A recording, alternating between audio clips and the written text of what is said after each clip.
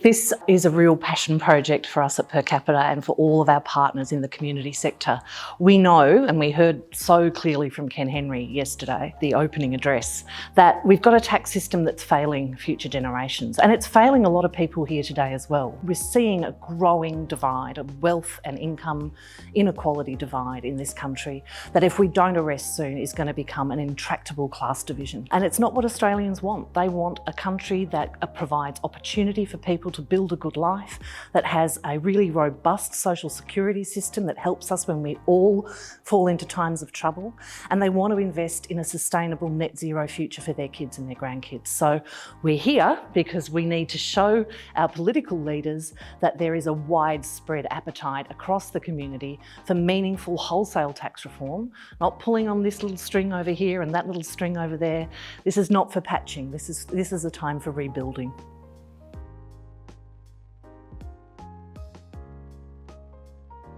What we're really trying to do here, we're not coming out with big demands ahead of a federal election. We're simply trying to demonstrate that this conversation, a big conversation with the Australian people, is needed and it's wanted. And that after the next election, whomever wins, we need to sit down with the Australian people and talk about what kind of country we want to be and how we can get there, how we can fund the road to our future. And I think what we're hoping to come out of this couple of days is a movement of people that will make this call for change, but also work together to actually put some concrete ideas on the table for the next government. There's a green paper out there from Allegra Spender, the independent MP for Wentworth. It's got a lot of good ideas in it, but to me, there need to be a lot more voices in that debate than just one crossbench MP's position, regardless of all of the consultation that she's done. We need to hear from the people in this room today who work in the community sector and at the pointy end of service delivery that is funded by taxes, and of those essential services and outcomes that we really deserve to get from a world-leading tax system.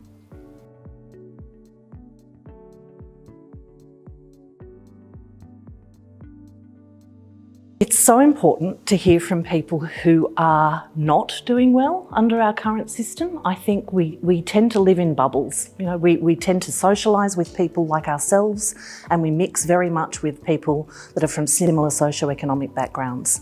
When we hear from the lived experience panels here, we're hearing from people who, through no fault of their own, are not able to live a good, secure life in this country, whether that's because they're a single mother, and they've been unable to work full-time, they've got children with special needs or disabilities, they have disabilities themselves. We heard yesterday 50% of people on JobSeeker have a disability, 57% of people in this country in poverty have a disability, and yet they're only 18% of the population. First Nations people need much more support. We heard from Jason Field today about the impact of climate change and of ecological plunder on First Nations communities and traditional lands.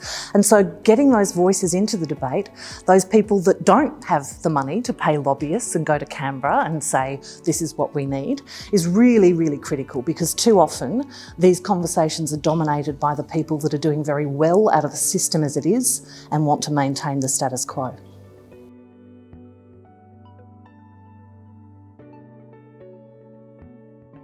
It's a tricky balance, right? Because there are some parts of the tax system, and we've talked a lot over the last couple of days about how to tax wealth better, and that comes down to looking at a whole range of measures that allow people to legally avoid paying tax. A lot of charities are still dependent on some of the donations that come from that sector, and so there's a balance to be had there. But I think what people in the community sector understand is that when governments fail and when social systems fail, the work ends up being picked up by the non-profit sector and by poorly funded, often volunteer-run organisations that are really trying to do their best to clean up the mess that's been left by systemic failure to adequately fund our social security safety net and to give people opportunity. So I think community and non-profit organisations, charities, service providers, they see every day the outcomes of failing to invest in our future, and they understand that they can do what they can, but there's nothing that's going to be as transformative as a reformed tax system.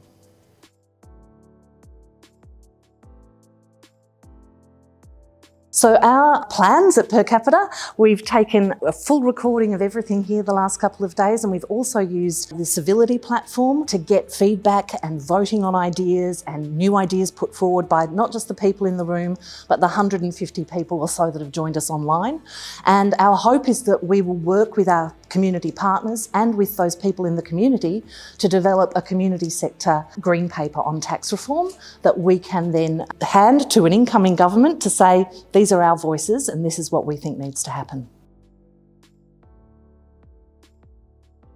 That it become much more forward-facing, much more future-facing.